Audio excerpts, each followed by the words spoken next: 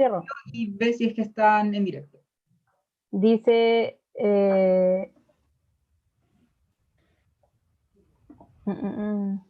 aparece transmitir en vivo, pero en... Ah, no, ya creo que está transmitiendo. Sí, está transmitiendo en vivo. Ya, ya, perfecto. Así que ahora están en vivo. Pueden, cuando quieras. Ya, voy.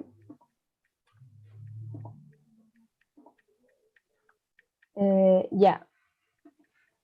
Bueno, hola, muy buenas tardes a todos quienes están viendo la transmisión en este momento. Vamos a dar inicio a la última mesa de conversación del segundo encuentro de Mujeres y Disidencia en la Academia, Salud, Academia y COVID-19. Para empezar, voy a presentarme. Soy Alison Morales, estudiante de Psicología e integrante de MAFI, y seré la moderadora de la conversación.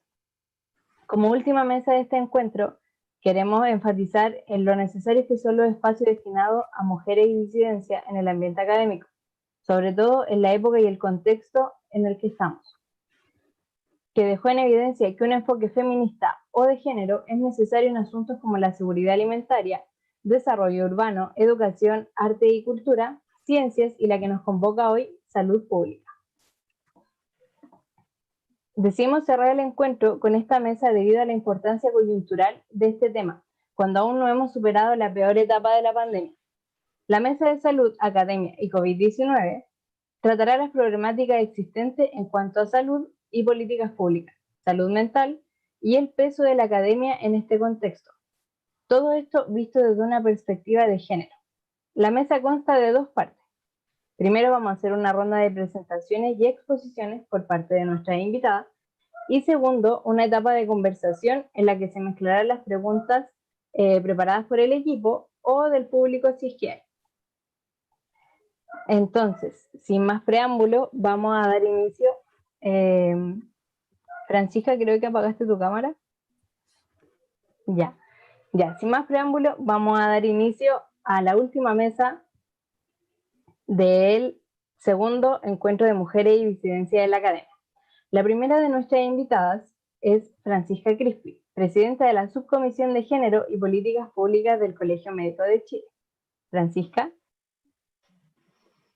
Hola, muchas gracias por la invitación y qué bueno que tengan un cierre de este encuentro con perspectiva de género, que ha estado un poco ausente en el abordaje de la pandemia y en general de las políticas públicas en salud. Voy a compartir una presentación, me cuentan si se ve bien. Muy breve porque me dijeron que tengo 10 minutos y no me voy a pasar, lo prometo. Entonces, la pregunta que me pidieron que respondiera es cómo proyectamos las políticas de salud pública post-pandemia con un enfoque de género.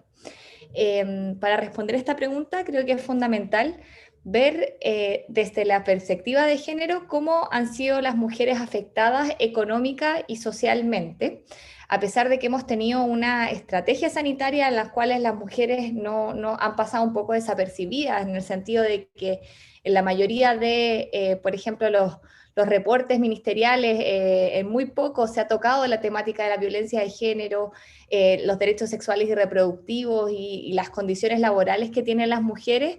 Es fundamental que tomemos una enseñanza de lo que ha faltado en esta pandemia y las vulnerabilidades que se han expresado en la misma, para que pensemos un Chile post-pandemia en el cual la perspectiva de género guíe y sea transversal a nuestro sistema de salud. ¿Qué nos muestra la pandemia sobre género? Vemos que, bueno, si bien parece que por algunas diferencias biológicas y otros mecanismos que no terminamos de entender, han sido los hombres quienes han fallecido más por COVID-19, hay una serie de consecuencias económicas y sociales en las cuales las mujeres y otros grupos vulnerables han sido más afectados.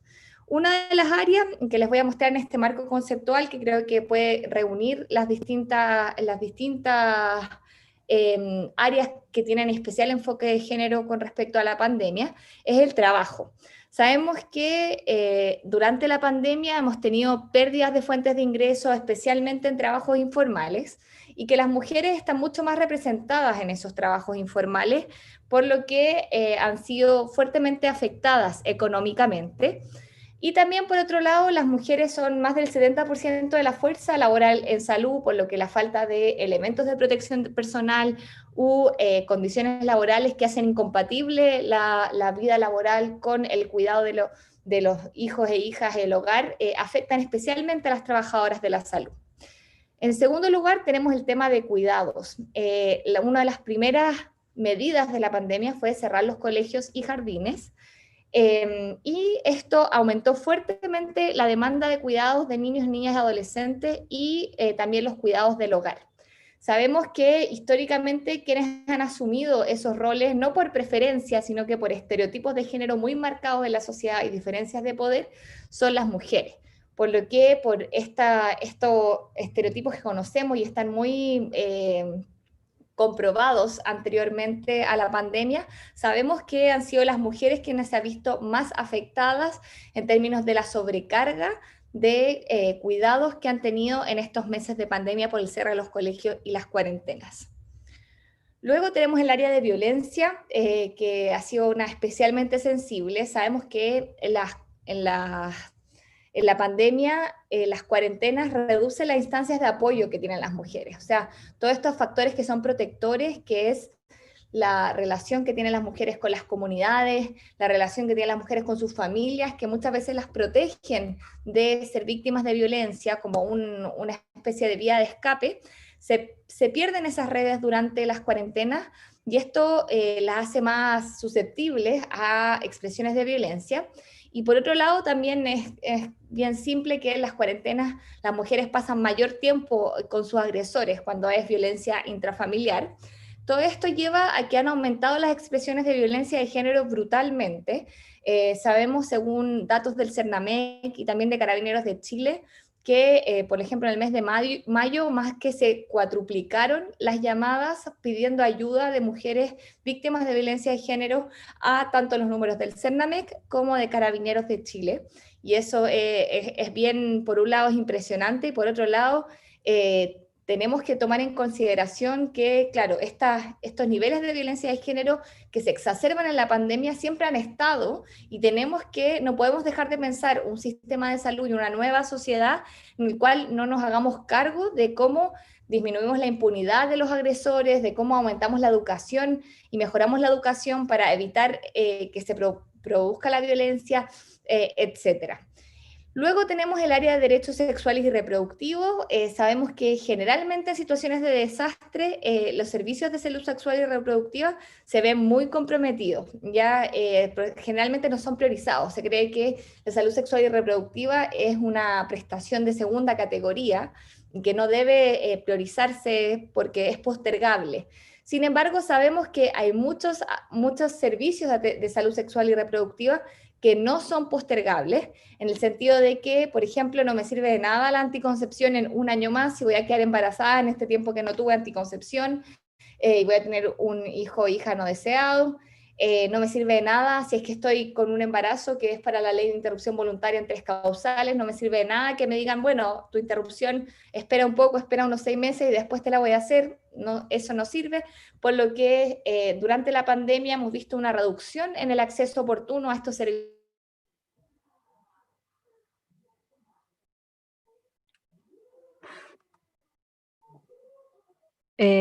Francisca, creo que, o es a mí, que se le quedó pegada. A mí también se me quedó pegada. Como que se le cayó el internet. Claro.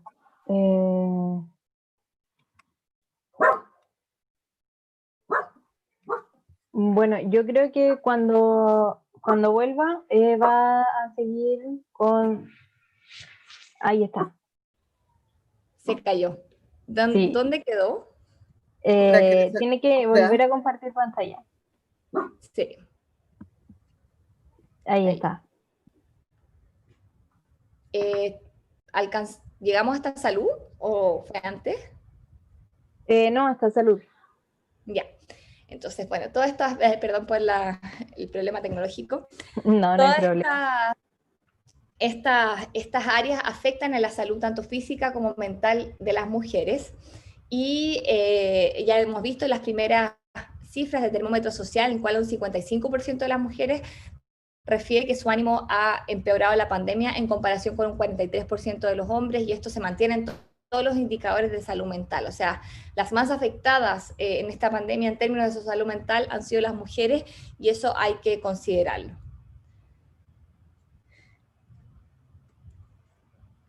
En este marco conceptual, ¿cómo proyectamos las políticas de salud pública post pandemia con un enfoque de género? Creo que, bueno, es imposible hacerse esta pregunta sin pensar en la nueva Constitución. Creo que en la nueva Constitución tenemos una oportunidad histórica, es una Constitución que ganamos las mujeres y que va a ser paritaria si ganamos la Convención Constitucional, por lo que tenemos una oportunidad histórica de cambiar las reglas del juego y de escribir de nuevo una Constitución en la cual los derechos de las mujeres y los derechos en salud sean, la Constitución los promueva y los instale, más que hoy día en el cual todo lo contrario, la Constitución tiende a privilegiar los derechos privados, de la supuesta libertad de elección, por sobre los derechos sociales. Por lo que esa creo que es un área fundamental en el cual tiene que ser una base en este próximo octubre, el aprobar, el promover una convención constitucional en el cual de forma paritaria podamos instalar los derechos sociales y los derechos de las mujeres. Luego, en términos de sistema de salud, creo que es muy importante ver los temas de género con una perspectiva interseccional. O sea, las personas no son solo mujeres u hombres, sino que hay otra serie de determinantes sociales que determinan su acceso a salud, y dentro de ese la clase social es algo muy fundamental. Y hoy día tenemos un sistema de salud que tiene divisiones profundas, que divide nuestro país entre ricos y pobres, y según el dinero que tenemos en nuestros bolsillos es si es que podemos o no acceder a las prestaciones de forma oportuna. Quienes más sufren con esta falta de acceso son las personas de menor nivel socioeconómico, pero también son las mujeres que han sido históricamente discriminadas por las ISAPRE a través de sus cobros, que son mayores en términos de los hombres por los planes. También hay mayor gasto de bolsillo porque las mujeres tienden a ocupar más el sistema de salud, no por una decisión personal netamente, sino que porque cumplimos funciones reproductivas que son profundamente sociales, y eso el sistema actual, además de dividirnos, nos castiga como mujeres. Por lo que creo que es fundamental que en base a los aprendizajes de esta pandemia, en el cual nos hemos dado cuenta la falta de sentido que tiene un sistema dividido. O sea, en la pandemia nos damos cuenta que la salud es mucho más colectiva de lo que nosotros, de lo que el sistema de salud intenta dividir. ¿De qué sirve una trazabilidad dividida entre ISAPRE y FONASA, como tenemos hoy día? La Seremi traza a los ISAPRE, APS traza a los FONASA, y si en una casa hay alguien FONASA y alguien ISAPRE, ¿qué pasa? Nadie sabe, porque no tiene sentido un sistema de salud en el cual, en un contexto de pandemia, en el contexto de un virus que pasa de una casa a la otra, independiente de la previsión, tengamos esta división. Y creo que estos son aprendizajes fundamentales de la pandemia, que tenemos que promover un sistema de salud en el cual estas divisiones no se hagan efectivas y que haya un acceso que sea universal sin discriminación de género. También otro punto fundamental es darnos cuenta que hoy día el sistema de salud y el sistema judicial no da abasto con la violencia de género hacia las mujeres, y si pensamos una pospandemia no podemos dejar fuera esta falla institucional. Hemos visto en casos últimamente de, por ejemplo, el caso Antonia, también el caso de Vivi, que es una médica que fue violada en un contexto hospitalario, en el cual el sistema judicial le dio la espalda, y usando todos estos argumentos que son profundamente machistas, en el cual se exige que, por ejemplo, si una mujer bebió alcohol, no, el consentimiento, ella puede consentir de todas formas, y se niega que sin consentimiento cualquier acto sexual es violación. Bajo esos argumentos machistas y una serie de fallas del sistema judicial, queda impune su agresor. Creo profundamente que tenemos que cuestionarnos después de esta pandemia y ahora mismo cómo logramos un sistema de salud que sea más óptimo en términos del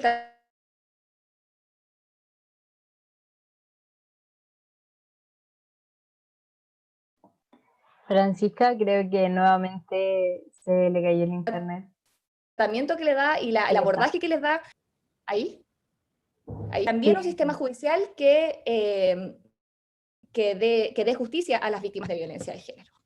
Luego tenemos el área de derechos sexuales y reproductivos, en el cual hay mucho que avanzar en la legislación chilena. Por un lado, tenemos una ley de interrupción voluntaria del embarazo que es muy restrictiva, que cubre un porcentaje de los abortos que se hacen en Chile, que es mínimo. Tenemos muchas mujeres hoy día que tienen que acceder a abortos que son clandestinos, así ponen en riesgo su vida, y también es un componente de clase bien importante, porque si la mujer tiene más dinero, puede acceder a servicios que son de calidad. Si es que no tienen dinero, no puede acceder a servicios de calidad, son estafadas, tienen que poner en riesgo su vida finalmente con estos procedimientos. Y eso en pandemia se ha exacerbado por el hecho de que las mujeres que no han tenido acceso o sea, han habido faltas de misoprostol, faltas de mifepristona en el mercado alternativo, y eso afecta a la salud de las mujeres. Ahora hemos visto cómo el Instituto de Salud Pública dice que hay unas pastillas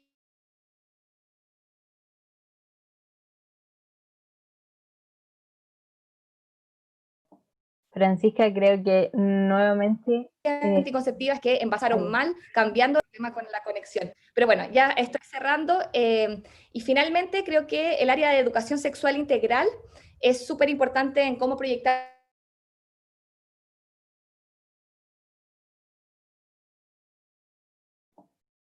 Creo que...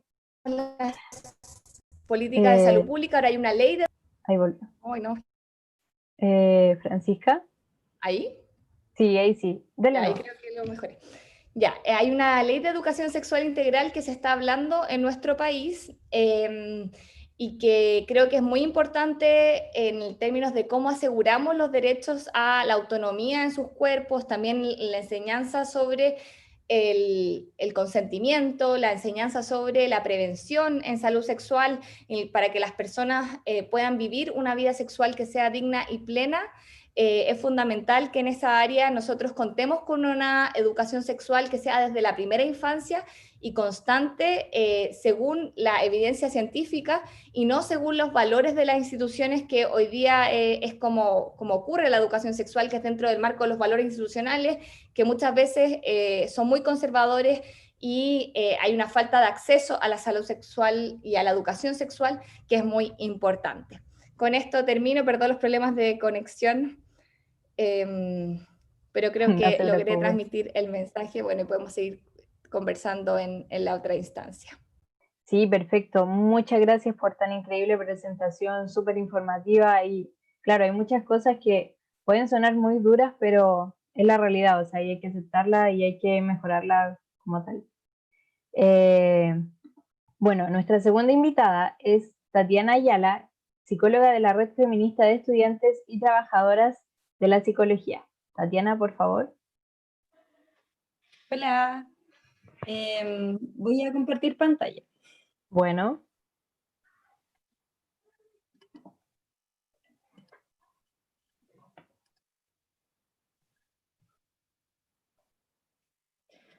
Bueno, yo me llamo Tatiana Ayala, soy parte de la red de psicólogas, red feminista de estudiantes y psicólogas, o sea, trabajadoras de la psicología. Y quería partir con esta imagen porque... no se escucha.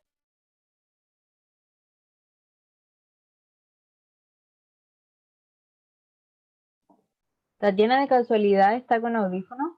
¿O para así que el audio se escuche mejor? Ahí sí, ahí se escucha. Sí, se escucha bien. Ya, súper. Ya, bueno, quiero partir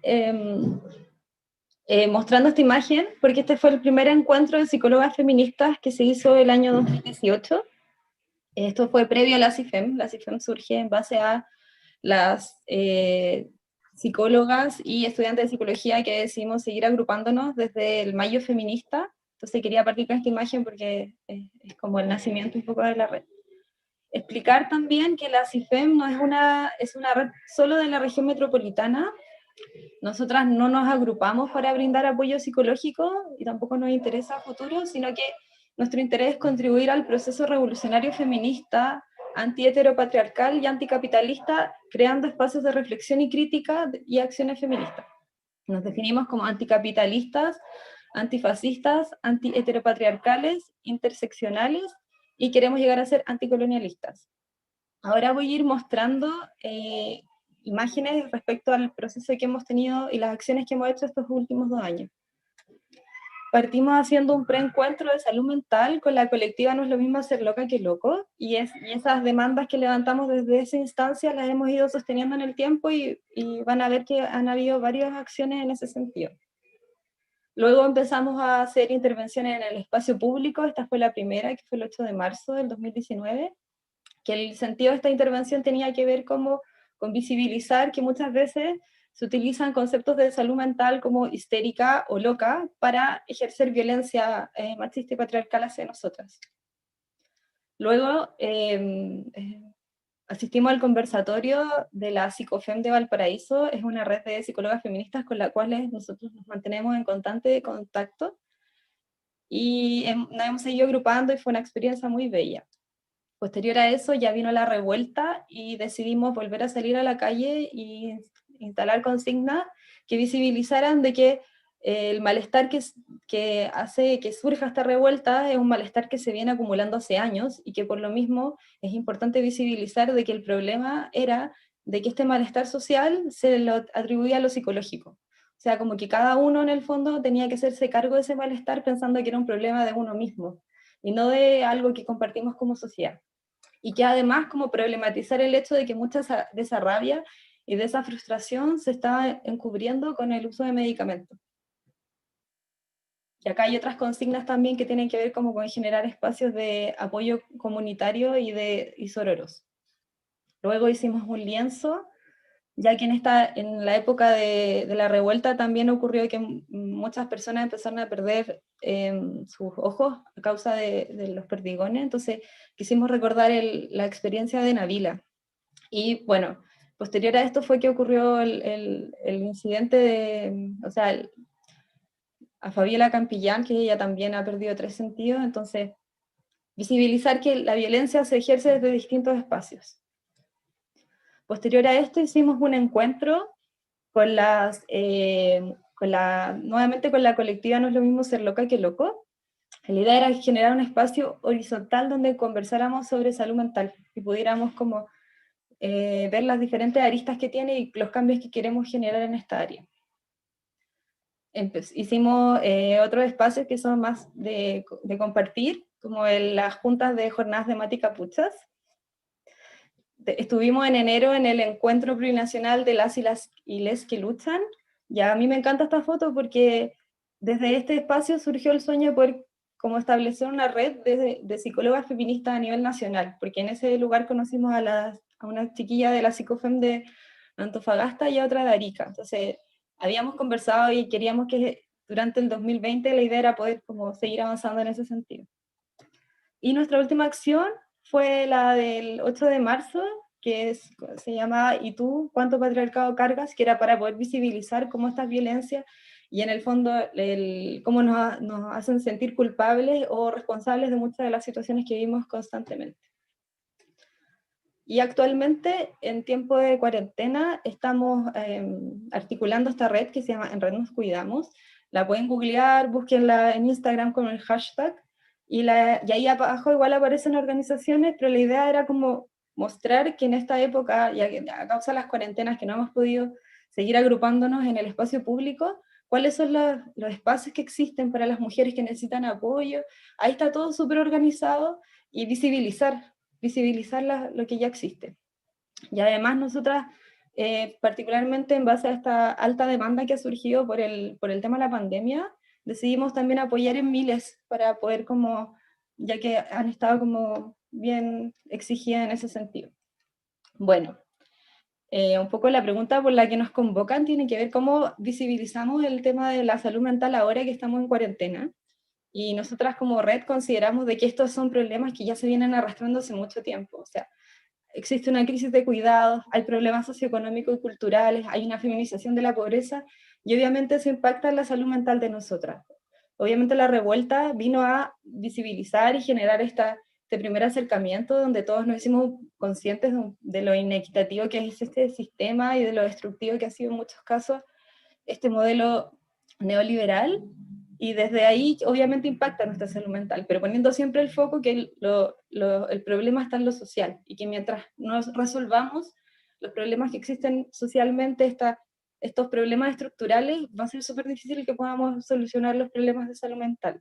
Entonces, por lo mismo queríamos tensionar el tema del síndrome de la cabaña, porque está pensado desde un contexto totalmente diferente al nuestro, o sea, surge pensado como término en los países nórdicos, donde están resueltas las necesidades básicas en base como a derechos, que es algo que todavía no hemos podido instalar en nuestro país, y que muchos en el fondo, las altas tasas de mortalidad que hay por el COVID son en los sectores más precarizados, en donde donde tienen dificultades en el día a día, donde no solo hay un temor a quien me pueda contagiar, sino que, ¿qué pasa si yo me muero? ¿Qué pasa si muere alguien de mi familia? ¿Cómo sobrellevo la crisis?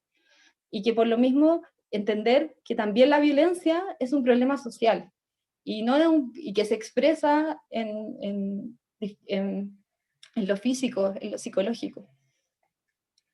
Y también como visibilizar de que es un problema que se vive como en carne propia en cuanto a las disidencias, ya que este Estado piensa como el espacio donde se brinda la política pública, lo piensa en la familia. Entonces, ¿qué es lo que ocurre? La institución de la familia es una institución muy violenta para las disidencias, porque es el espacio donde primero ocurren los episodios de violencia, en donde se siente esa primera discriminación, que se perpetúa porque está esta lógica de que la heterosexualidad y los cisgéneros es la norma. Entonces, ¿quién se sale de ese espacio? Es como, y no es una discriminación solo del hecho de que, como de ya, no sé, no eres parte de este grupo y agrúpate en otro sentido, sino que tus derechos están siendo vulnerados constantemente, te ves expuesto a situaciones de riesgo vital en el fondo, por no ser parte de esa norma. Y por eso la cita también, para que la lean, porque actualmente todas las políticas que se han pensado en el tema de la crisis han sido pensadas hacia la familia, pero ¿qué pasa con las disidencias? ¿Qué pasa o sea, son grupos que también ocupan espacios laborales, o sea, no es que los ocupen, sino que llegan a ese lugar, por ejemplo, a la prostitución, o al vivir en la calle, porque no ha habido una visibilización de sus propias necesidades. Y en el caso de las mujeres estamos exigidas desde el rol de género a estar viviendo en relación a otros. O sea, y es impresionante porque estuve leyendo varios estudios ahora, y en el fondo las decisiones que tomamos como mujeres siempre están ligadas a si tenemos que cuidar a uno o no a un otro. Si es que tenemos alguien no sé, algún familiar discapacitado, o qué pasa con nuestros padres, o simplemente como pensar nuestras trayectorias vitales en relación a nuestro rol de género, puesto que se nos obliga a hacernos cargo de los cuidados y las labores domésticas. Y especialmente ahora en la crisis, ¿qué es lo que ha pasado? Vuelve a volcarse la solución en el espacio del hogar, de la familia. Entonces, por lo mismo, quienes nos hemos visto sobrecargadas por la crisis hemos sido las mujeres. Y hemos tenido que nosotros hacernos cargo de ese costo, de la no existencia de ese apoyo en cuanto a los cuidados. Y acá dejo un dato, que la comunidad mujer ahora sacó un artículo que da cuenta, ellas se basan en el Producto Interno Bruto en 2015. En ese año también se hizo la primera encuesta de utilización del tiempo, de valorización del tiempo. Entonces, básicamente calcularon cuánto tiempo ocupaban las mujeres realizando estas labores y la remuneración que correspondía en ese sentido. Y se dieron cuenta de que si valorizáramos el trabajo de cuidado, este representaría 44 billones de pesos. Ya, es una cifra súper grande, pero si muchos no son como yo matemáticos, dicen ya, pero ¿qué sentido tiene eso? Es que si lo inscribimos en el Producto Interno Bruto, esto representaría el 21,8% del Producto Interno Bruto. Y la principal actividad económica que tenemos en Chile son los sistemas financieros y empresariales, y eso representa solo el 11,8%. Entonces, imagínense, es casi el doble de la mayor actividad económica que tenemos. La minería representa el 6,9%. O sea, el tener que, por lo mismo se hace como, tenemos esta exigencia como de hacernos cargo de los cuidados. O sea, si nos planteamos como en este episodio de post-pandemia, tenemos que poner a los cuidados al centro, o sea, pensar la actividad económica en relación a los cuidados, incluirlos, valorizarlos dentro del trabajo, porque actualmente, y como se plantea la economía feminista, ¿qué es lo que ocurre actualmente? Se piensa que existe un hombre champiñón. El hombre champiñón es como que emerge automáticamente y llega al trabajo bañado, vestido, comido, dormido, etc., negando la existencia de los otros espacios que son vitales. O sea, esa persona no podría trabajar si no hubiera alguien que, que le ayudara, si él mismo no se hiciera cargo de esas labores. Entonces, si ponemos al centro a los cuidados y lo hacemos desde un enfoque de derecho, ¿qué es lo que logramos? De visibilizar que todos necesitamos ser cuidados en algún momento de nuestra vida. Hay momentos vitales que son mucho más relevantes, que tienen que ver como con la primera infancia o cuando somos adultos mayores, pero a lo largo de nuestra vida siempre estamos interrelacionados con otros.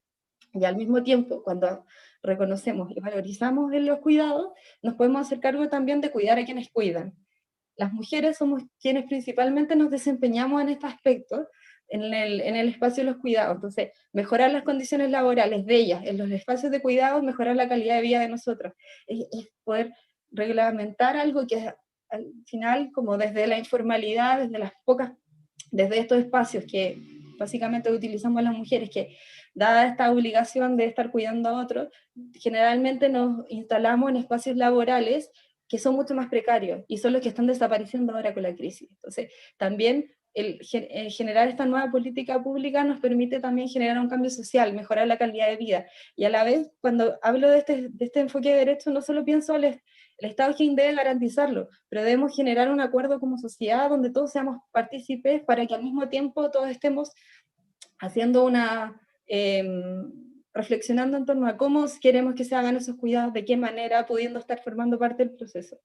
Y el Estado garante permite eliminar, cuando el Estado es quien debe garantizar esto, permite eliminar la discriminación que hay de facto, es decir, que se ha ido arraigando en las estructuras sociales al no haber visibilizarse como un espacio al cual tenemos que llegar todos. Entonces, por lo mismo, para ir cerrando, quiero visibilizar también que la pospandemia nos exige replantearnos y reposicionarnos, cuestionando y criticando la manera que estamos viviendo actualmente, de cómo nos estamos instalando, de qué estilo de vida estamos llevando, cómo el modelo afecta en nuestra vida, cómo se va generando estas inequidades o en el fondo, como decía Francisca, estas polaridades donde no todos podemos acceder de la misma manera a la atención en salud, a las oportunidades de trabajo. Y además quiero reafirmar el hecho de que las mujeres, en el fondo, en el tema de las cuarentenas, el volver a apropiarnos de la calle es una tensión que tenemos. O sea, el espacio ya se ha vuelto más violento, nos hemos visto expuestas a situaciones de abuso, de repente abuso, acoso callejero, a eso me refiero, y que en este caso, desde donde me estoy posicionando yo como psicóloga, nos exige también visibilizar el rol que cumplimos nosotros. Mucho de nuestro trabajo implica ejercer un rol de poder frente al otro. Entonces, si no nos cuestionamos esta patologización del malestar que se está haciendo, esta individualización del malestar social que se ha ido perpetuando en este tiempo, o sea, la consigna, no fueron 30 pesos, fueron 30 años, o sea, si no visibilizamos cómo el modelo ha ido impactando en nuestra calidad de vida y en la vida que está teniendo cada uno, y no nos cuestionamos el rol que cumplimos nosotros como psicólogos, difícilmente vamos a poder generar un cambio. Muchas gracias. Esa es la presentación.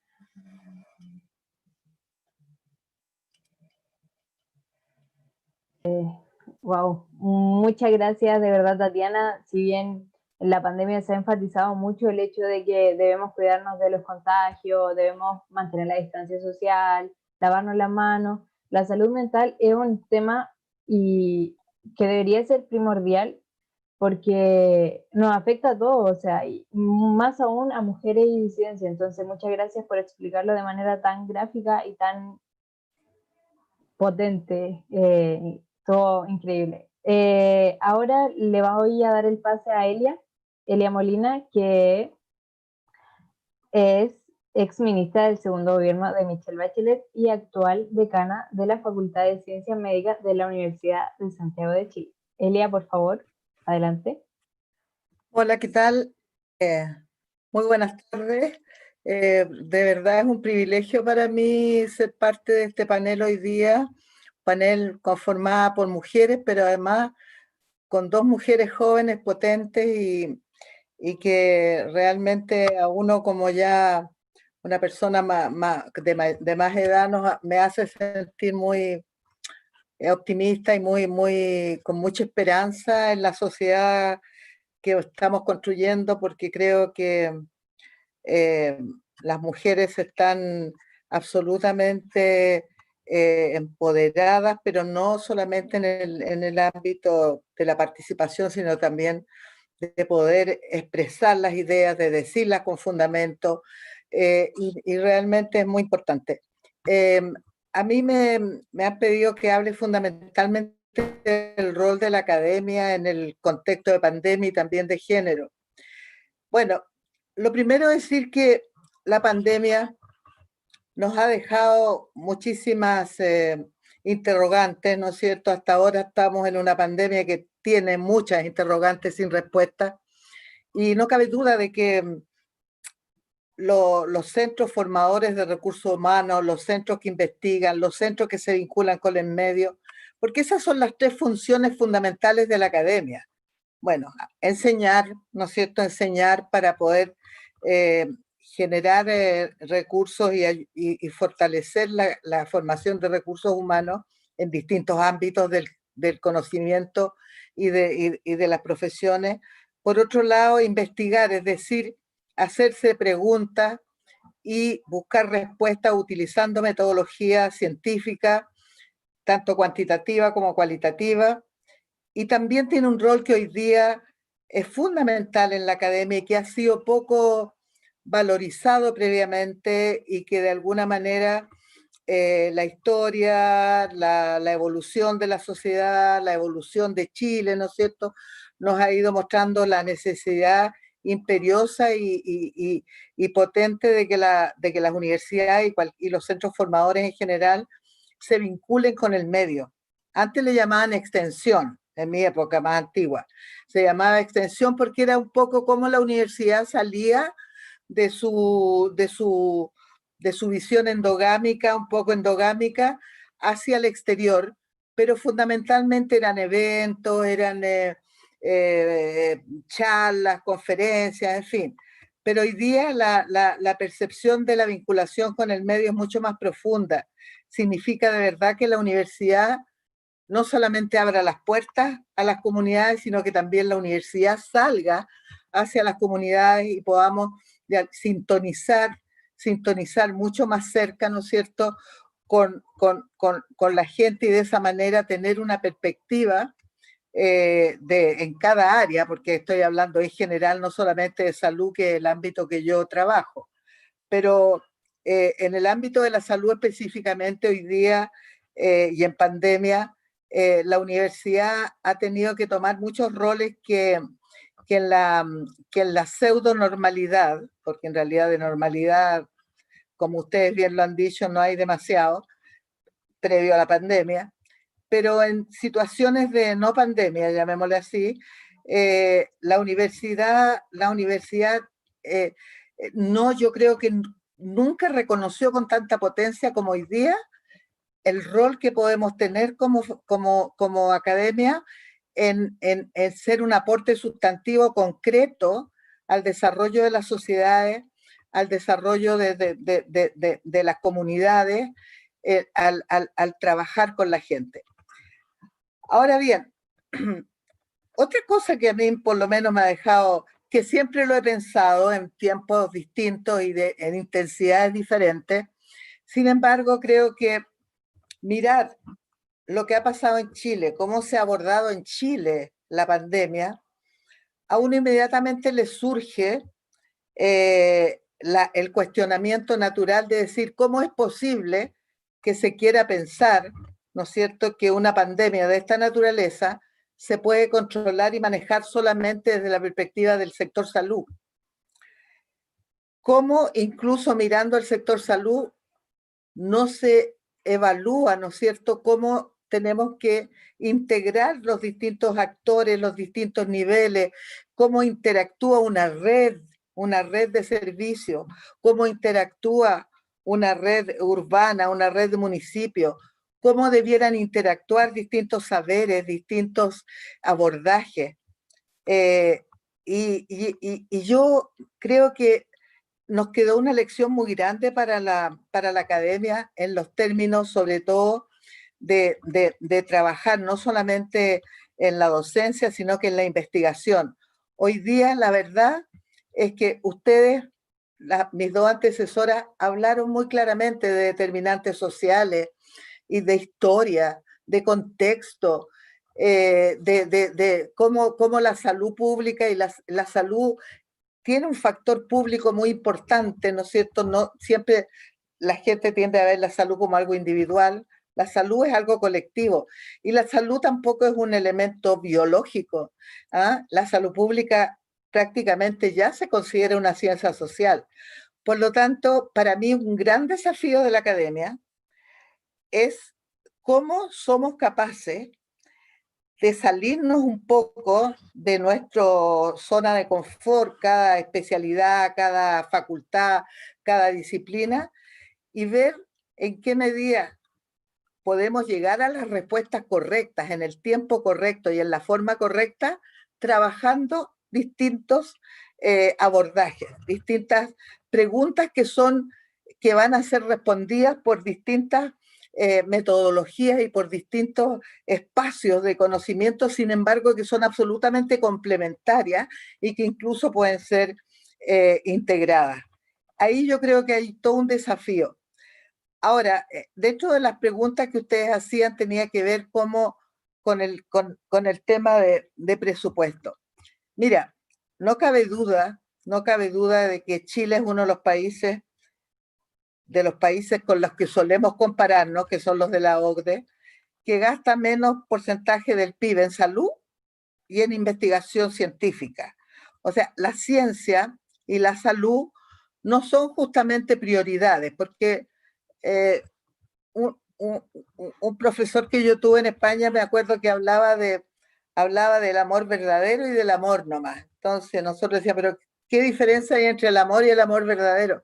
Decía, bueno, es que el amor es una declaración de principios y de sentimientos, pero el amor verdadero tiene que llevar los recursos, las metodologías, las actitudes, las conductas. Entonces, cuando uno dice para Chile la salud es lo más importante o la ciencia es muy importante, pero no hay recursos, no hay un porcentaje del PIB que realmente permita hacer avances de innovación, generar recursos humanos, desarrollar investigación y desarrollar capacidades en el país, quiere decir que no es amor verdadero. Y no cabe duda de que tanto el feminismo, que es otro tema, ¿no es cierto?, que también hoy día es gárgara de muchos políticos de los últimos gobiernos también.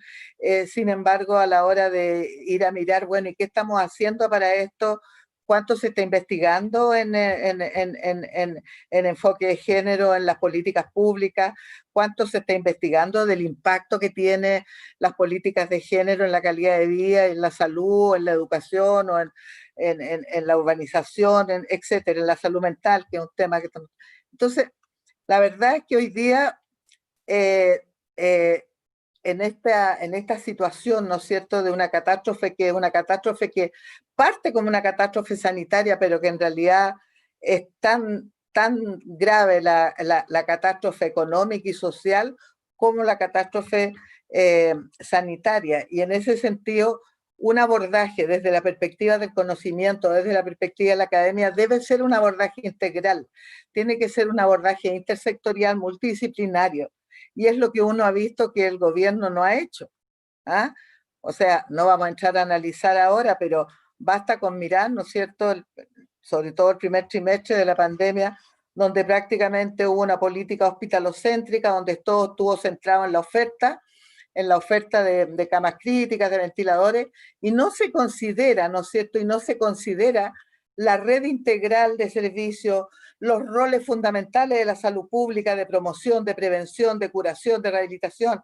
No se considera al equipo de salud, no se considera el rol de los niveles locales, el rol de las personas, de las organizaciones sociales. Si ningún cambio sustantivo se puede hacer, ni ninguna indicación se va a seguir al pie de la letra, sobre todo cuando están dados por autoridades, por políticos, por personas de instituciones donde Chile no está teniendo credibilidad, y eso fue claro en el estallido social. Entonces, para la universidad, para los centros formadores, para los centros de investigación, para los think tanks, para todas las áreas que podríamos llamarle academia, que es bastante también multiforme, yo creo que además de, por supuesto, de requerirse más recursos, yo creo que se requiere una reformulación importante al interior de la academia para salirnos, como le vuelvo a decir, no solo de la zona de confort, sino que también de los ciertos feudos que tenemos en términos de materias, de tipos de ciencia. Los biólogos no se juntan con los físicos no trabajan a veces con los matemáticos, los estadísticos no necesariamente están trabajando con los informáticos. Estoy inventando, estoy diciendo cualquier cosa. Lo que quiero decir es que hoy día necesitamos integrar saberes, necesitamos integrar en la investigación, integrar en la creación de conocimientos, porque el conocimiento ya no es un conocimiento lineal, son conocimientos que tienen que abarcar distintos ámbitos, y si no lo hacemos así, vamos a seguir por un lado investigando vacunas, un equipo, otro equipo investigando algún fármaco que sirva para la pandemia, pero ¿dónde está la investigación de fondo que tiene que decir por qué ocurrió esta pandemia? ¿Qué está pasando con el calentamiento global? ¿Qué está pasando con todo el deterioro que estamos haciendo a nuestros recursos naturales y a nuestro planeta? Entonces, pero eso parece harina de otro costal. Todo es harina de otro costal. Y la verdad es que es harina de un solo costal. Y tenemos que ver la forma, ¿no es cierto? De reorganizar, de trabajar, de mirar el conocimiento a través de la enseñanza, a través de la investigación y a través de la vinculación con el medio de una manera diferente. Y creo que ese es el gran desafío que nos deja la pandemia.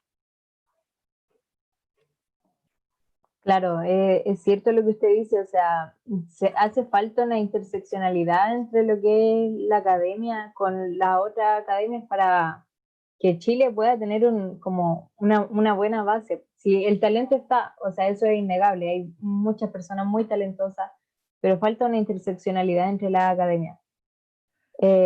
Puedes tener puros premios Nobel, pero si cada premio Nobel trabaja en su cuento y el otro en su cuento y el otro en su cuento, la integración del conocimiento no se va a dar, y las sociedades hoy día no funcionan más que con conocimientos integrados. La innovación lleva a eso también, la autosuficiencia tecnológica también. Claro, sí, toda la razón, Elia. De verdad, muchas gracias por su presentación tan explicativa, tan completa.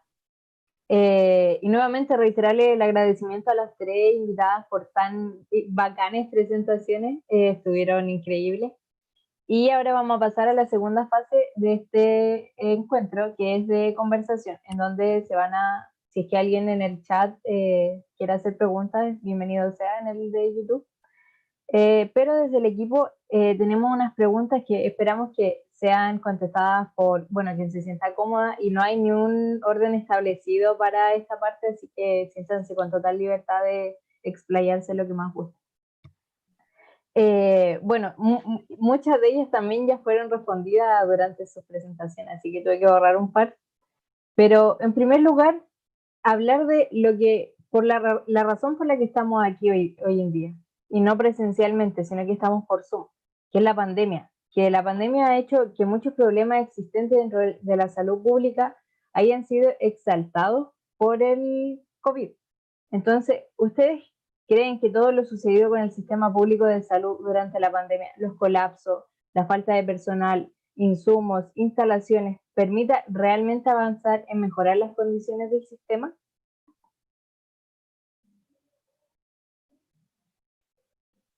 Están muteadas las tres, así que cualquiera ¿A quién le está preguntando? A las tres. Bueno, mira, entonces ya que pregunté,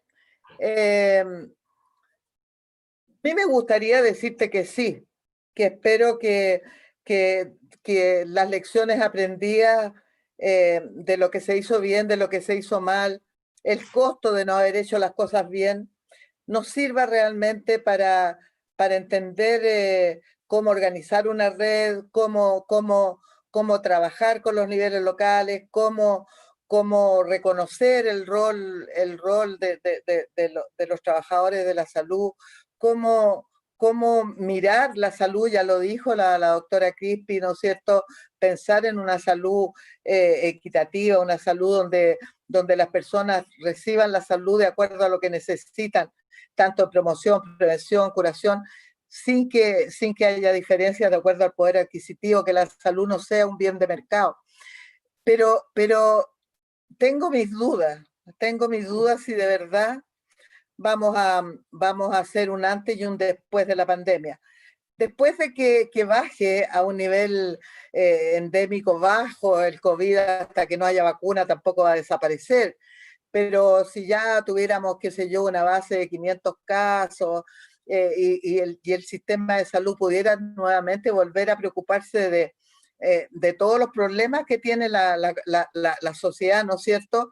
De salud mental, de enfermedades crónicas, el cáncer, las enfermedades neurológicas, inmunológicas, etcétera, va a producirse una segunda ola no infecciosa, entre comillas, pero sí contagiosa, que tiene que ver con que vamos a tener que hacernos cargo como país de todo lo que hemos dejado de hacer durante todo este tiempo y que no cabe duda que va a significar un esfuerzo mayor. Entonces, yo quisiera de verdad de que hubiera un aprendizaje y que pudiéramos hacer las cosas mejor. Para mí, básicamente, es integrar la red. Creo que ahí hay un tema terrible y que acá se notó, pero así la atención, el primer nivel de atención está absolutamente distante y absolutamente incomunicado con el nivel terciario y secundario.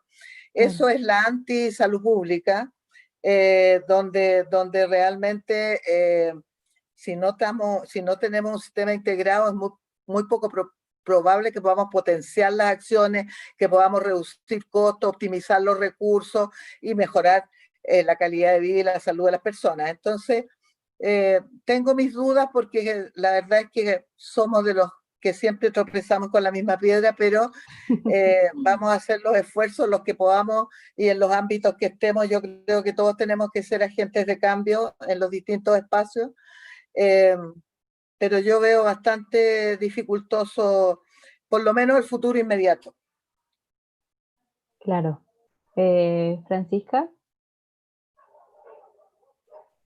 está muteada. Perdón. Estoy de acuerdo que el escenario es bien complejo y hay muchas personas que han intentado por muchos años, ya 40 años, el cambiar la estructura del sistema de salud que lo hace tan inequitativo.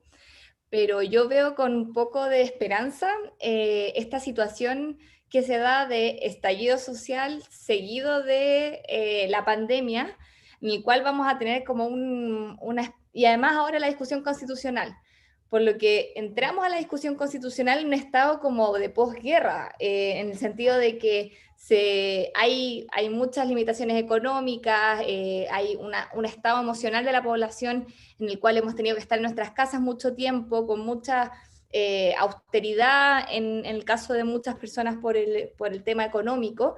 Y yo creo que ese es un escenario en el cual se abren las posibilidades para en el contexto del debate constitucional, avanzar hacia un sistema de salud que sea realmente solidario. Bueno, ahí desde el Colegio Médico y también la doctora Molina ha sido una defensora de las ideas de unificación, o sea, cómo terminamos con este sistema segregado, dividido, ISAPRE, FONASA, ricos y pobres, y avanzamos hacia un sistema nacional, un seguro nacional en el cual todas las personas seamos parte del mismo sistema de salud, en el cual nos cuidemos los unos a los otros a través del sistema de salud y no sea una fuente de mayor profundización de las diferencias sociales, por el contrario, que las disminuya. Por lo que yo creo que el escenario político, a pesar de que es muy complejo y no hay ninguna certeza, sí tenemos que tomarnos este momento histórico como quizás la oportunidad que vamos a tener. No sé cuándo en otras circunstancias vamos a tener como esta situación de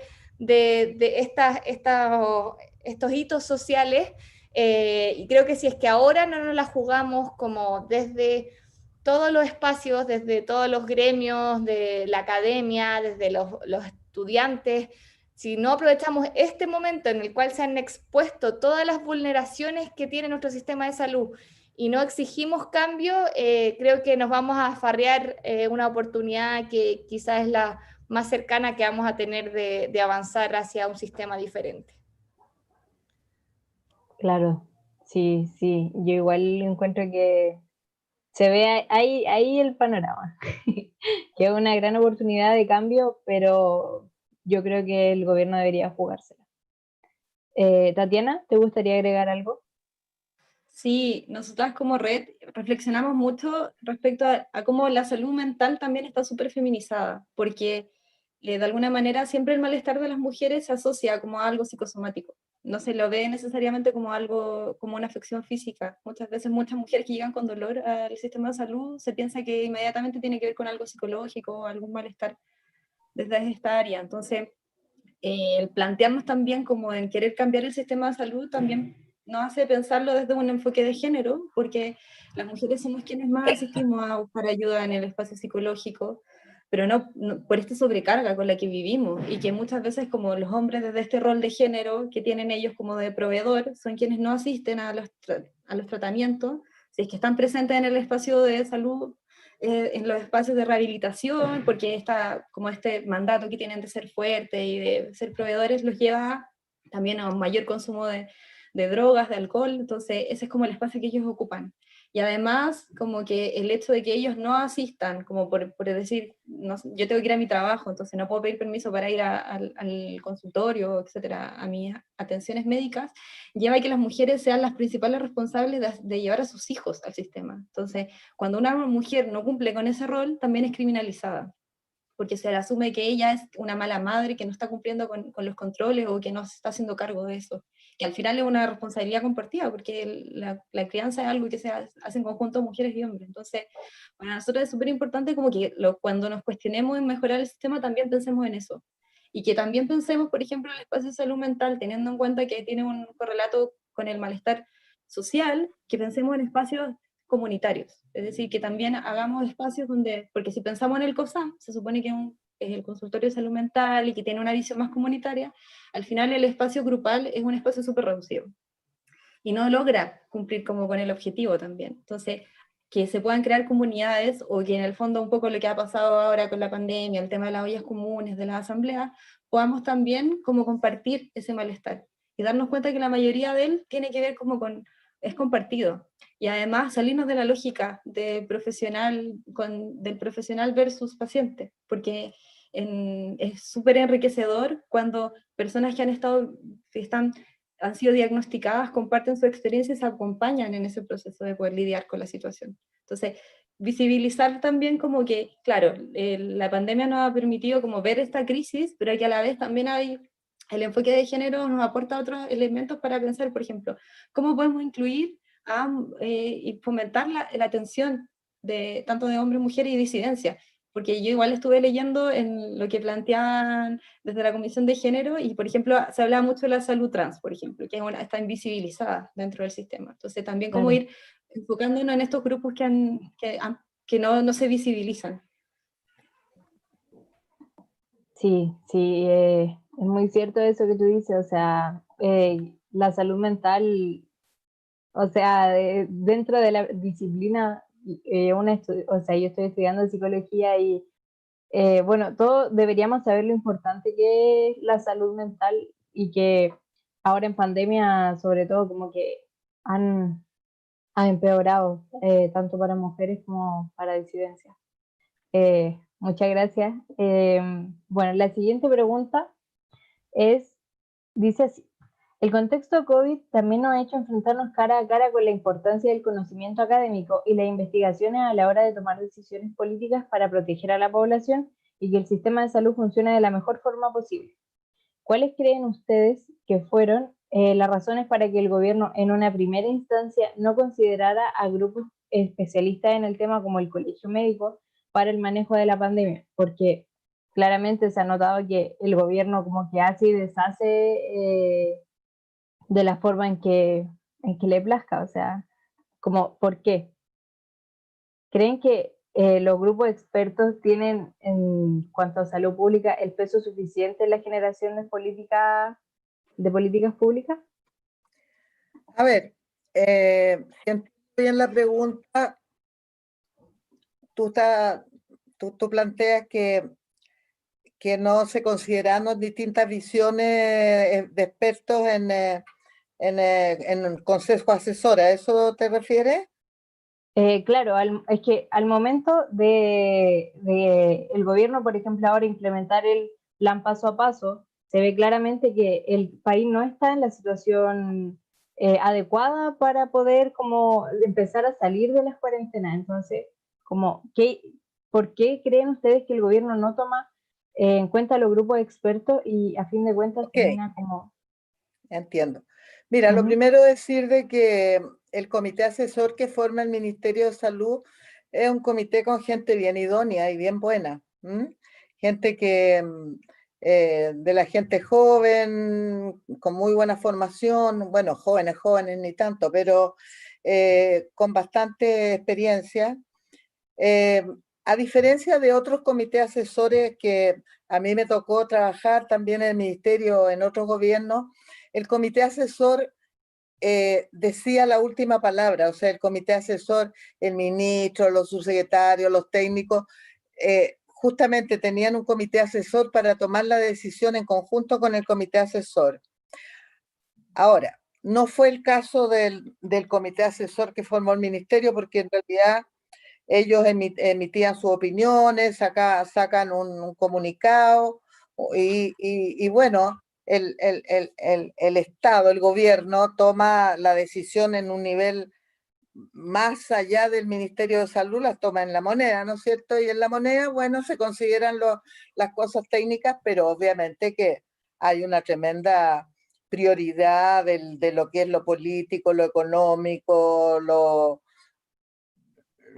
propagandístico, podríamos llamarle de alguna manera, y no cabe duda de que no solamente se debería haber considerado un comité de expertos como el que está ahí, que lo encuentro idóneo en términos de su expertise, sino que se debería no solamente haber considerado el colegio médico, yo creo que hay muchos otros colegios profesionales y grupos de la sociedad civil que tienen mucha importancia en poder también no solamente aportar a la toma de decisiones, sino que también aportar a que las decisiones se operativicen y se realicen en la forma adecuada en las comunidades. Entonces, creo que no se consideraron las regiones, no se consideraron distintos grupos, colegio médico y muchos otros. Bueno, después sí se consideraron en este comité social, pero la verdad que este comité social tampoco tiene un rol en la toma de decisiones directamente. Entonces son comités como yo diría un poquito de forma más que de fondo y a mí me carga eso. Pero en estas situaciones de pandemia, donde la catástrofe es de varios tipos, obviamente que cuando está la vida de las personas de por medio, cuando está tanto desconocimiento de cómo se van a dar las situaciones, la verdad es que tiene que primar siempre el criterio de salud. Eso es lo que han hecho la mayoría de los gobiernos y los que no lo han hecho han fracasado rotundamente. Así es que creo que el por qué, yo creo que, voy a decir algo, yo creo que este gobierno está conformado por personas, bueno, primero que no tienen nada de calle, no tienen, percepción real de la realidad, son eh, muchos PhD, lo que tú quieras, pero para manejar una cosa tan compleja como una pandemia, no es solamente un criterio técnico elevado, sino que tiene que tener tenerse en cuenta muchos factores y muchas situaciones que yo creo que ha costado mucho que este gobierno solamente las ha ido tomando cuando ya la cosa está que se derrumba completo. Entonces, pienso yo también, los ministros de salud, ustedes vieron que el ministro anterior dijo que no sabía que los chilenos vivían tan hacinados. O sea, Claro. estamos hablando de personas que uno no se imagina un ministro de salud que pueda decir algo así. O sea, puede que vayan médicos que sí, pero para ser ministro lo mínimo que tiene que haber conocido el sistema, haber trabajado en distintos niveles del sistema, y entender exactamente cuáles son las principales problemáticas más allá de la gestión, más allá de la cosa más técnica, entre comillas, porque tampoco el análisis técnico puro sirve para nada en salud. Pero bueno, yo creo que no se han hecho bien las cosas, pues, ¿sí? O sea, tú empiezas a tomar distintas partes del rompecabezas y con excepción y tampoco estoy segura, porque no hace mucho me llamaron a la universidad del ministerio para decirme que habían recibido un cargamento no sé, un cargamento, estoy diciendo, un número importante de ventiladores chinos y no habían podido hacerlo funcionar, si podía yo mandar unos ingenieros, no sé qué. Entonces, o sea, ni siquiera la compra de los ventiladores parece que ya estaba exenta de errores, pero no, yo creo que la planificación de todo, de los escenarios, de la logística, de los roles y las funciones de las distintas instituciones, etcétera, yo creo que ha estado súper mal. Claro, todo falla. Francisca, Tatiana.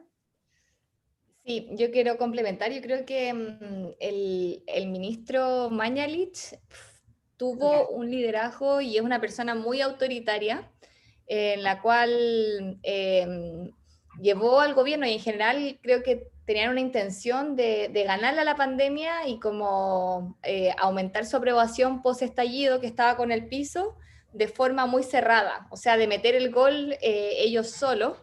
Y en esas acciones excluyeron a todas las personas de la toma de decisión para que fueran los triunfos de ellos personales como gobierno.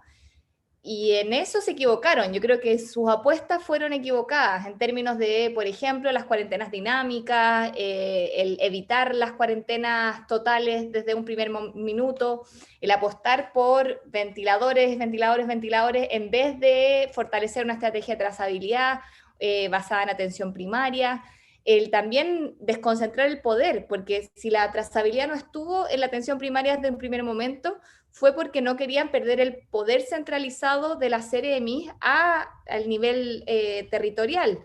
Por lo que esa jugada como de winner, o sea, de yo voy a centralizar todas las decisiones, no voy a compartir las decisiones, voy a salir solo y voy a ganar, fue su problema.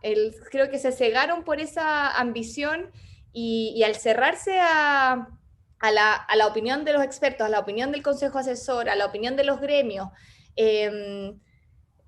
fallaron en poder, en primer lugar, tomar las decisiones correctas y, en segundo lugar, el subir a la ciudadanía al carro de la pandemia.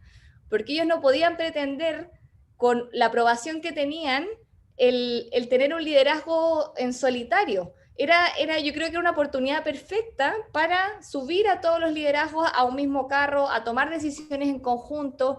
Yo creo que en general los actores estaban bien dispuestos a la colaboración porque estábamos en pandemia, como que había que olvidar las diferencias políticas y colaborar. Y se farrearon ese ánimo colaborativo al tomar las decisiones entre cuatro paredes, se equivocaron en las decisiones que tomaron y no fue como el forro. O sea, hemos tenido niveles de tasas de mortalidad que son las peores de Latinoamérica después de Perú, siendo que es un país muchísimo más desarrollado. No supimos dar las ayudas económicas a tiempo para que cuando llegó la pandemia a las comunas de menor nivel socioeconómico, las personas se pudieran quedar en la casa. Y esas fueron las personas que se murieron. Y ahora se viene toda una siguiente ola además de toda la gente que se ha muerto por COVID, todas las atenciones que hemos postergado, que es para ponerse a llorar. O sea, tenemos 200.000 PAP que no hemos hecho este año y tenemos 2.200 mujeres que están caminando con una lesión precancerígena que no lo saben. Y así con todas las enfermedades, todos los cánceres que no se han atendido porque el sistema ha estado colapsadísimo, y a pesar de que el gobierno quiere decir que el sistema no colapsó por su estrategia de ventiladores, todos y todas sabemos que colapsó, pero a más no poder, o había gente ventilándose en los pasillos de las urgencias, y además tuvimos que postergar toda la atención de salud, todas las cirugías electivas. Si eso no es un colapso, ¿qué es un colapso? O sea, por lo que creo que esos fueron los errores de un liderazgo y una forma muy masculina y poco colaborativa de enfrentar la pandemia. Claro, si estamos esperando que el virus se vuelva buena persona, o sea, no sé si se ha hecho tanto en relación a la materia de salud pública. Tatiana, ¿te gustaría agregar algo? No, estoy súper de acuerdo con ella. En general, es como que es visible. Como que yo también he visto como que el sistema de salud está colapsado. Entonces, siento que fueron súper claras las dos además. Ya, perfecto. Siguiendo por esta misma línea, al estar tan colapsado, o sea, todos estamos claros de que el sistema colapsó, de que el sistema falló, de que sigue habiendo falta de personal, falta de insumos, pero específicamente en cuanto a la falta de personal. ¿Qué opinan ustedes sobre las universidades que han hecho llamado a estudiantes de tercer, cuarto o quinto año de carrera del área de salud? ¿Ustedes creen que es factible que estudiantes que aún no reciben su título estén ejerciendo como un trabajador más? Con respecto a las garantías que se le han dado, ¿se le han dado facilidades para poder se le han dado facilidades para poder juntar el estudio y ese voluntariado que están haciendo? ¿Qué opinan ustedes de esto, de los llamados a estudiantes del área de salud?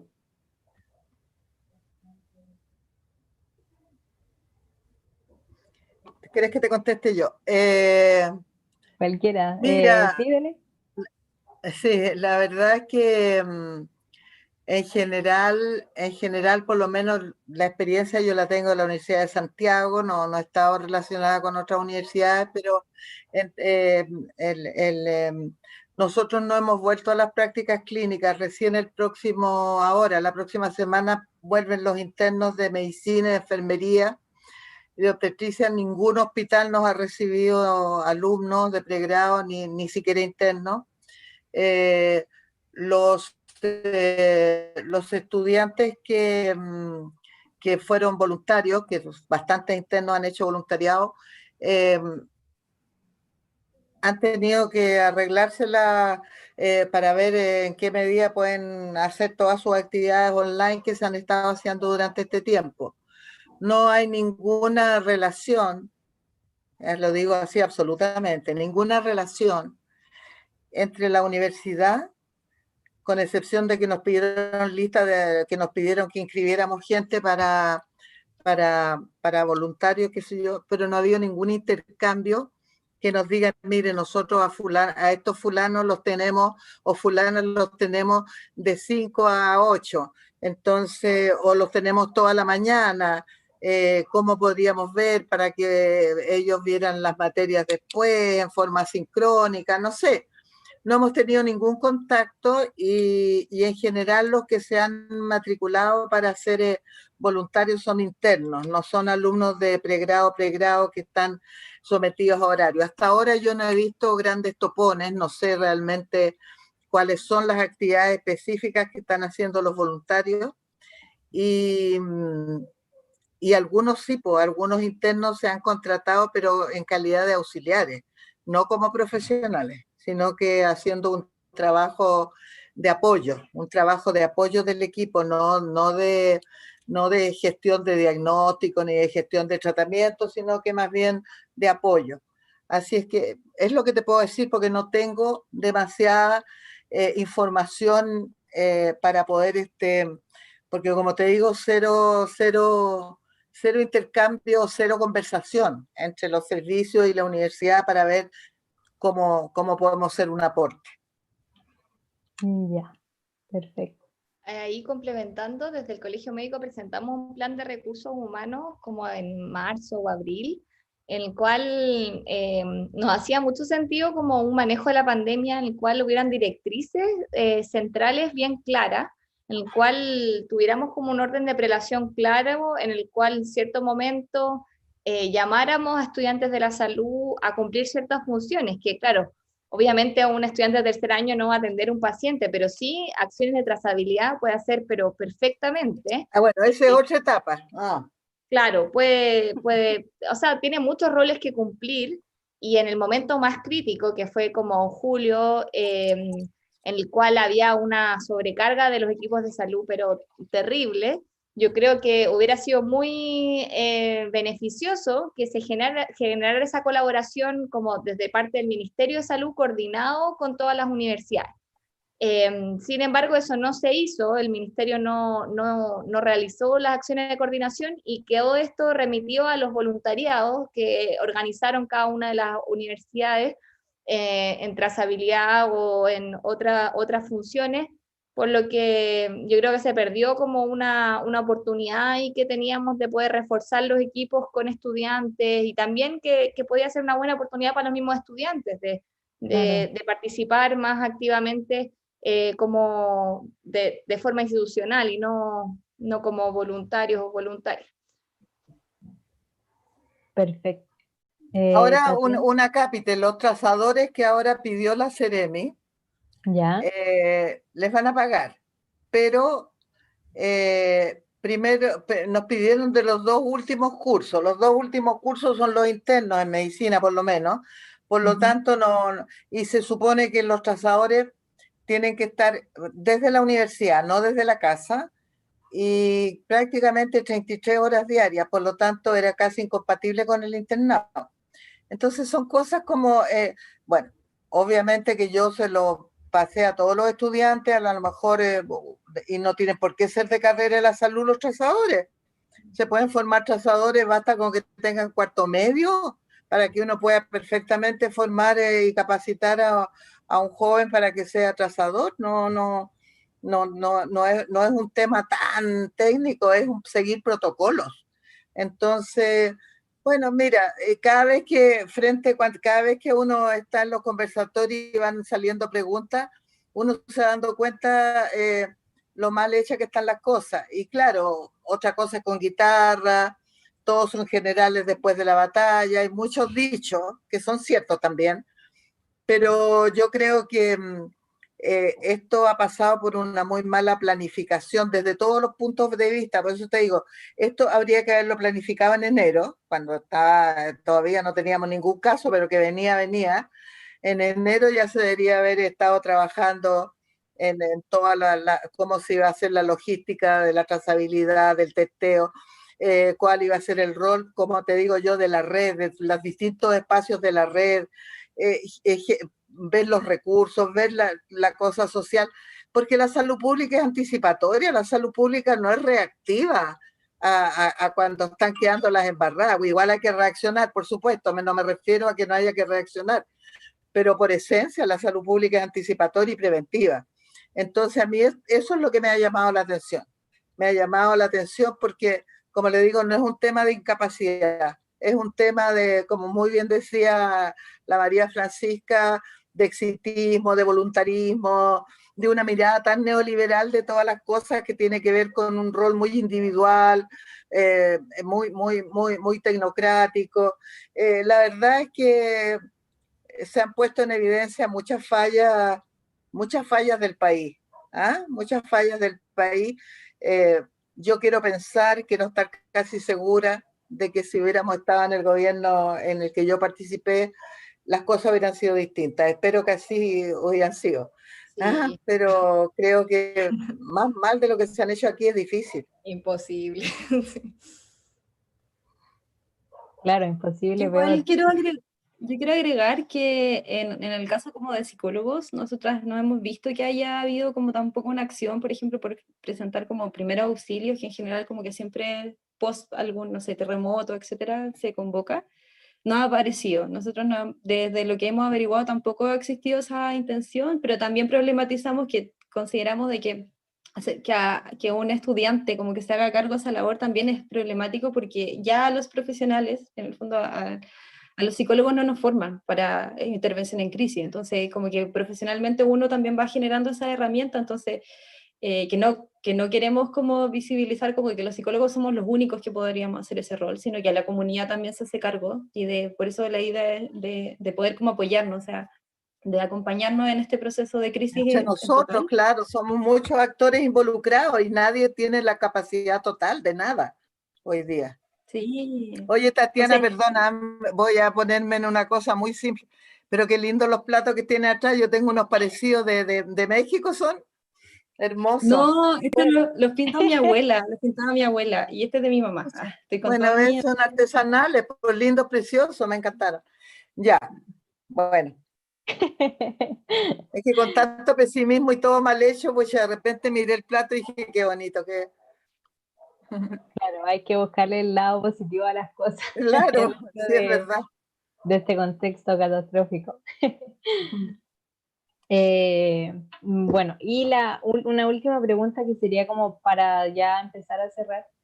¿Qué proyectan ustedes en cuanto a la salud mental, en cuanto a las personas cuando ya en un contexto post-pandémico y cuando ya la gente pueda como volver a esa normalidad, entre comillas? Como, ¿qué se ve, qué se espera, qué proyecciones hay en ese sentido?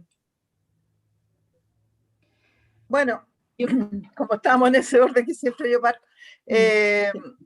bueno, yo creo que eh, en general el mundo y Chile en particular, eh, no sabemos exactamente cuándo vamos a poder decir que estamos post pandemia. Yo creo que hasta que no haya realmente una vacuna y un fantástico control de la infección a través del testeo, de la trazabilidad y el aislamiento, no vamos a poder hablar de que estamos post pandemia. No cabe ninguna duda que vamos a quedar más pobres, con mucho más cesantía, con problemas de salud mental que son asociados a todas esas cosas, son asociados, ¿no es cierto?, a los problemas económicos, a la falta de trabajo, a las características del trabajo. A veces uno pierde un trabajo y toma otro precario que te va a alterar mucho más tu salud mental y tu salud física también. Creo que vamos a tener un aumento importante del consumo de benzodiazepinas y de, como alguien puso, y de fluoxetina y de distintas cosas, porque las venden en la feria. O sea, yo he ido a la feria, venden de todo. La otra vez le pregunté a un cabro chico que iba como una carretela llena de remedios, pues, en la feria. Y le dije, ¿tú sabes para qué sirve esto? No. ¿Y tú sabes para qué sirve esto? No. O sea, ya hay de todo. Pero bueno, yo creo que el tema de salud mental va a ser bastante importante. Creo que va a tener, pero es de esperar, ¿no es cierto?, de que podamos hacernos cargo con psiquiatría comunitaria fundamentalmente. Esto no es para tratarlo con 6 meses de psicoanálisis y consultas primero porque no hay cómo financiar eso, pero yo creo que va a haber que trabajarse a nivel comunitario, y es así como la mayoría de los problemas de salud mental que son de impacto por posguerras, por catástrofes, se deben trabajar así. Vamos a tener un largo periodo de mayores restricciones económicas, de restricciones, como te digo, en distintos ámbitos, en lo material, pero también yo creo que también vamos a tener algunas ganancias. Creo que mucha gente, yo creo que muchos, más allá del sentimiento de cabaña, de que se referían ustedes, para muchos ha sido un aprendizaje estar tanto tiempo fuera del consumo, fuera de la calle, de los centros comerciales, de la diversión clásica, por decirlo así. Y yo he conversado con mucha gente, se ha dado cuenta que se puede vivir con muchas menos compras de lo que uno normalmente cree que necesita, yo creo que van a haber aprendizajes, pero no me cabe duda que los costos van a ser altos y tenemos que como país organizarnos y como sociedad, porque tampoco esto es un tema netamente gubernamental. Por supuesto que las políticas públicas, los sistemas de protección social son fundamentales, pero acá es la sociedad la que tiene que avanzar y dar pasos de solidaridad, pasos de cariño y de comprensión y de contención. Así es que yo creo que para mí, para mí la mayoría de las preguntas que se hacen a futuro, para mí están llenas de incertidumbre. Yo no tengo respuesta. Claro, así como vivimos diariamente, pues, llenos de incertidumbre. Francisca, Tatiana.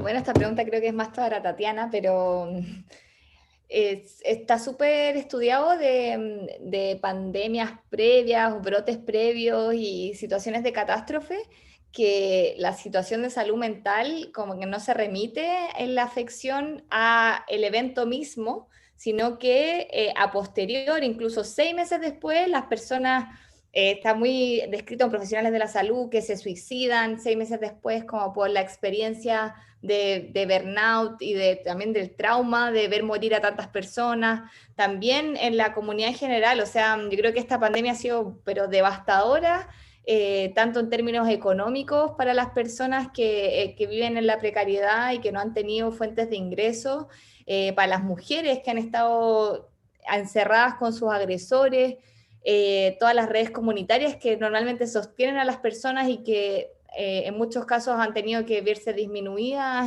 en su acción, por lo que creo que se viene pero catástrofe en términos de la necesidad que vamos a tener en salud mental, y ahí hay que mejorar nuestra capacidad de responder desde los COSAM, desde la PS, con las redes territoriales, y fortalecer esos presupuestos, ya que intuyo que no se va a privilegiar en el presupuesto 2020, dado que, claro, hay muchas atenciones de cáncer que no están siendo privilegiados, pero, o sea, que van a ser privilegiados y claro, son igualmente urgentes, pero creo que hay que hacer una pelea para que la salud mental aumente su presupuesto y aumente sus capacidades, porque si no, quienes van a sufrir más, eso van a ser las mujeres que se han visto especialmente afectadas en la pandemia.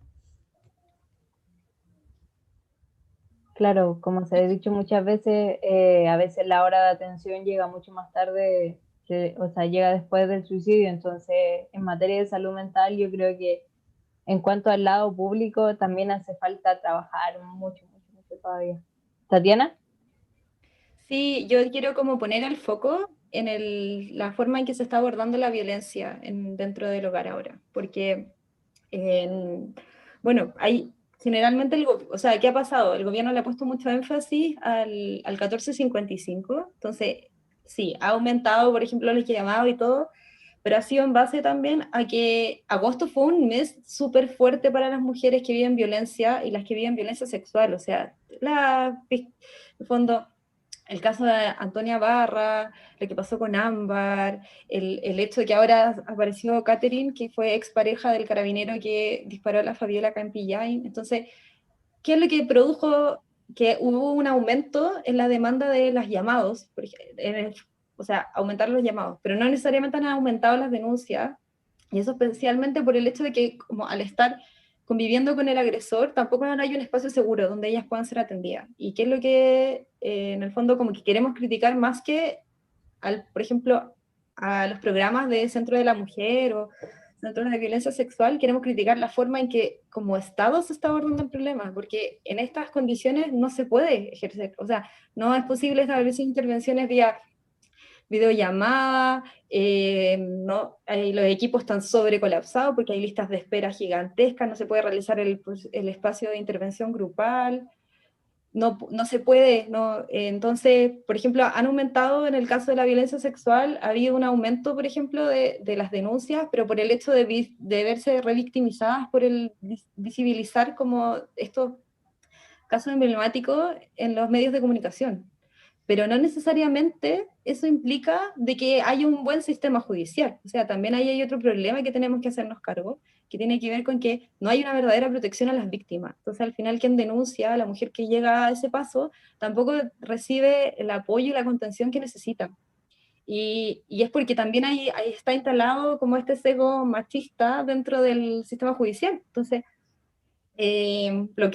o sea, la semana de que pasó la formalización de Martín Pradenas y que no se le otorgó la prisión preventiva en un primer momento, generó una revictimización profunda para quienes, y la vivimos todos quienes trabajamos con violencia, con mujeres que viven violencia sexual y violencia en el espacio, porque genera esa sensación de desesperanza. Entonces, es súper importante y por eso creo como que la salud mental tiene que ver mucho con las decisiones que tomamos en todos los espacios, de la manera en que reformulemos también el sistema judicial, de cómo a nivel de salud, o sea, yo creo que también lo que decía la Francisca, como y estuve averiguando también la mayoría de las que trabajan en salud son mujeres, y son mujeres que se han visto expuestas a estas 4 jornadas laborales. Entonces, también eso genera un desgaste, porque ya no es solo trabajar, no es solo, por ejemplo, hacerme cargo del cuidado de mi hijo, sino que ahora también tengo que educarlos, porque en el fondo no hay colegios, y tengo que además cumplir con mis otras responsabilidades. Entonces,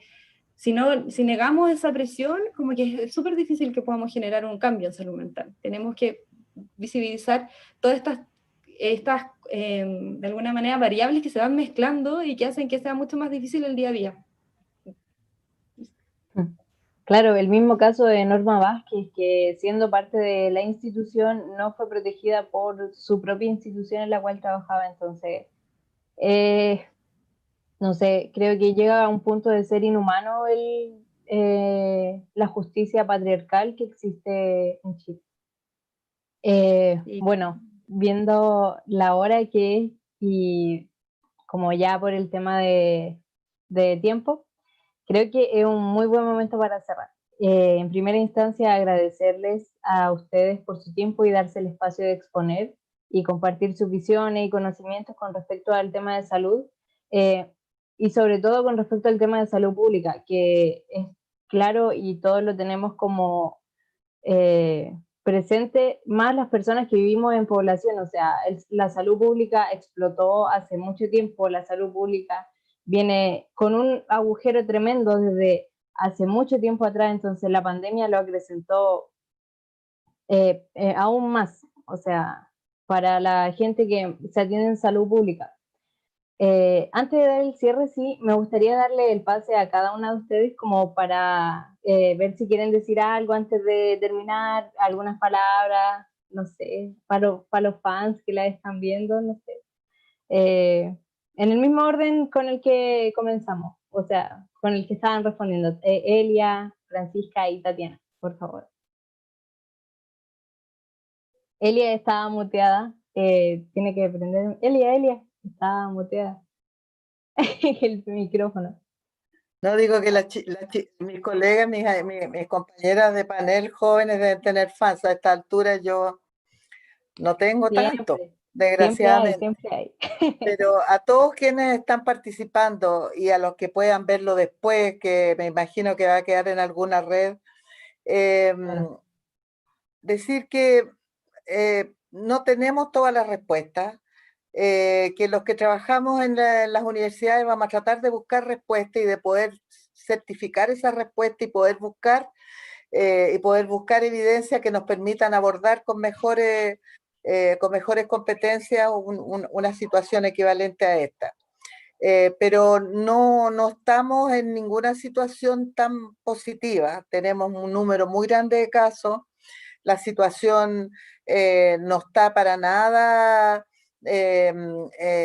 apta para hacer grandes cambios en las políticas. Creo que han habido metidas de pata, como los mensajes que se han mandado ahora para el 18 y muchos otros que pudieran hacer pensar de que estamos demasiado mejor. Y la verdad es que estamos con muchísimos casos, con muchísimas muertes todos los días, y por lo tanto la invitación es a mantenernos con mucha precaución, cuidando todos las cosas que sabemos que son lo único que sirve para no contagiarse, que es el distanciamiento físico, el autocuidado, y empezar a pensar, ¿no es cierto?, cómo vamos a hacerle frente a la vida en las condiciones en que estamos y cómo podemos ser nosotros desde nuestro espacio de vida cotidiana y de laboral agentes de cambio.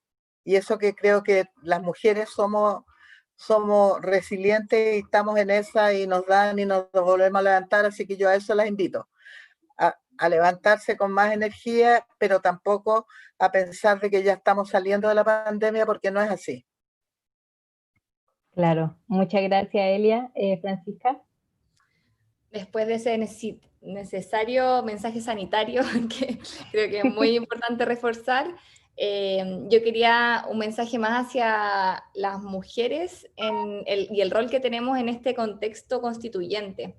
Creo que, bueno, me encantó este panel de mujeres, me encanta cuando se abren espacios a la discusión de mujeres, que la intérprete haya sido mujer y tú, Alison, la moderadora, porque creo que estamos en un momento para que las mujeres nos tomemos todos los espacios. O sea, tenemos que tomarnos los espacios de poder, los espacios de toma de decisión, el alzar nuestra voz en este proceso constituyente, porque hemos sido silenciadas por demasiado tiempo y hemos visto cómo que los hombres tomen las decisiones por nosotras nos afecta profundamente. Hemos sido por muchos siglos excluidas de las políticas públicas, excluida la perspectiva del cuidado, la perspectiva de los derechos sexuales y reproductivos dentro de los temas que importan en la sociedad, y eso es porque no han estado mujeres ahí tomando las decisiones. Y ahora tenemos, yo creo, una oportunidad en este octubre, votar a prueba, convención constitucional, construir una constitución que sea paritaria con perspectiva de género, y ahí tenemos que estar las mujeres tomándonos todos los espacios de poder para que esta constitución nos considere finalmente alguna vez en la historia. Exacto, sí, después de estos foros, yo creo, después de toda esta semana de EMDA, yo creo que está más que claro que mujeres y disidencias tenemos como que tomarnos el poder prácticamente, porque para que no se nos pase a llevar nunca más, porque ya basta, o sea, basta, no hay otra palabra para definirlo. Tatiana, por favor. Ay, yo primero quiero agradecer como a mis compañeras de la red, como que estuvimos, como entre todas nos apoyamos en poder responder estas preguntas, y también súper agradecidas como de la invitación. A mí en un primer momento me dio mucho nervio estar acá, como porque con Elia y con Francisca, que son mujeres emblemáticas, súper reconocidas, entonces es un honor para mí también compartir esta mesa con ustedes, porque de alguna manera también han ido instalando la visión de género en el espacio público y seguir como reforzándola también, pues como que nos toca cada una desde su espacio seguir como dando la batalla y visibilizando todo esto que ha sido como que se da por naturalizado, que de repente nos dicen que estamos como viéndolo desde un lugar exagerado, como que estamos como descontextualizando. Entonces, súper importante como seguir mostrando y seguir como nutriendo y visibilizando que hay muchas cosas que han ido en detrimento de las mujeres, como, yo creo que en el caso de las mujeres está mucho más visible, pero las disidencias también son una fuerza y tenemos que instalar también la temática y generar esos cambios también, porque todos tenemos igualdad de derechos. Entonces, ahora está siendo más visible en el fondo esta diversidad sexogenérica, pero eso no quiere decir que antes no existía. Y además como agradecer el espacio para poder reflexionar y que ojalá sigan abriéndose así espacios más y que podamos como ir construyendo como espacios de formación y comunitarios que nos permitan como discutir y ponernos como en comunicación de repente tanto salud como desde lo médico hasta como desde el espacio de salud mental. Así que muchas gracias. Gracias, Tatiana. Comparto totalmente el sentimiento de nerviosismo. Yo creo que estar frente a estas tres maravillosas y grandes mujeres y a la intérprete también fue como, no sé, estaba muy, muy nerviosa. De hecho, hace poquito dejé de temblar, pero nada, son cosas que pasan. Bueno, nuevamente reiterar el agradecimiento a ustedes, Francisca, Tatiana, Elia y a Francisca Traverso por su gran labor como intérprete, que hizo posible que este espacio sea inclusivo, más inclusivo para todos. Y bueno, luego de esta gran semana, como organizaciones queremos insistir en que debemos seguir trabajando por una academia con enfoque de género y disidente, para lograr que todos los espacios sean completamente inclusivos. Y con esta mesa damos por finalizado el segundo encuentro de mujeres y disidencias en la academia, organizado en conjunto por la Consejería Superior UC, el Movimiento Autónomo Feminista Interseccional y la Secretaría de Género y Sexualidades. Gracias nuevamente a las maravillosas expositoras que nos acompañaron hoy y también a los expositores que estuvieron anteriormente. Y obviamente también al público, a todas las fanaticadas ahí de Francisca, de Tatiana, de Elia, que nos estuvieron acompañando. Y de todas formas, el encuentro va a quedar grabado, así que si alguna persona en el futuro lo quiere ver o si ustedes quieren volver a revivir este momento, va a estar disponible. También pueden seguirnos en redes sociales para mantenerles informados acerca de próximos encuentros, información, afiches, información en general. Mil gracias a ustedes y con esto vamos a cortar la transmisión. Chao, chao.